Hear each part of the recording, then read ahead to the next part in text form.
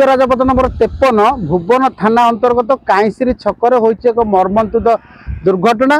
दीर्घ 3 घंटा पर उद्धार करा जायछि संपृक्त गाड़ी चालक को। गोटे गाड़ी जार नंबर होछि OD04T 7806 तेल सरी जिबारु राजरास्ता रे ठिया होइतिला।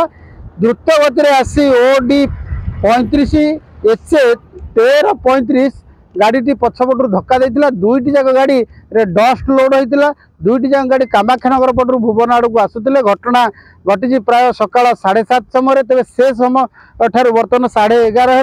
यही 4 घंटा काल लगी भुवनर अग्निशम बाहिनी और पुलिस बाहिनी गाड़ी को उद्धार करने ड्राइवर को उद्धार करने। तब जो उद्धार करागला 11:20 समय से मृत अवस्था उद्धार कर बर्तमान आंबुलांस जोगे भुवन डाक्तरखाना को निया जाइछि। डाक्तर मध्य सेठारे मृत घोषणा करथिबा विभाग सूत्रु जना पड़छि। तेबे संपृक्त चालक नाम होछि भावग्राही महांती। घर तांकर ददराघाटी अंचलर आखुआपाड़ पंचायतर कॉलोनी 5 रे। तेबे तांको परिवार लोक आछन्ती। परिवार रे स्त्री अछन्ती, पिला अछन्ती एवं तांको स्त्री मध्य गर्भवती थिबा जना पड़छि।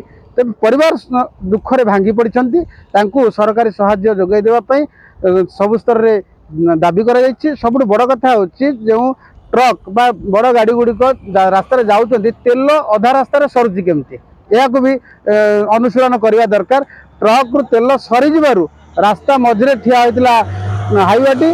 तेज हाईवा पाखरे आउ गोटे ग्यारेज थिला। से ग्यारेज रे आउ दुईटी ट्रक ठिया होते। रास्ता कंजस्टेड थिबारु पछुरु आसी से ट्रक टी बाड़े होइतिबार प्रत्यक्षदर्शी ठारू शुणिबाकु मिलुछि।